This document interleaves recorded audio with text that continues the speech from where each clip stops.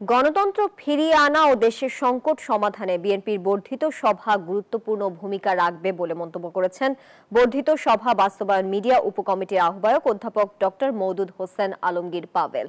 দুপুরে জাতীয় সংসদের এলডি হল সংলগ্ন বর্ধিত সভাস্থল পরিদর্শনে গিয়ে একথা জানান তিনি। বলেন, পরিবর্তিত প্রেক্ষাপটে এবং দেশের সংকট উত্তরণে করণীয় ঠিক করতে বিএনপির এই বর্ধিত সভা।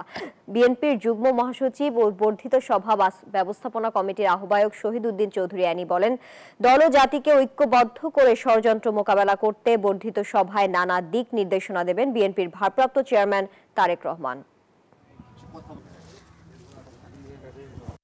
আমরা কিভাবে আগামী দিনে সফল হতে পারি গণতন্ত্র প্রতিষ্ঠার ক্ষেত্রে, জনগণের আস্থা কিভাবে অর্জন করতে পারি, আমাদের দলীয় ঐক্য এবং শৃঙ্খলা কিভাবে আরও সুদৃঢ় হয় সেই ব্যাপারে উনি দিক নির্দেশনা দেবেন এবং আমাদের করণীয় সম্পর্কে নির্দেশনা তো দেবেন, আমরা সেটা আশা করি।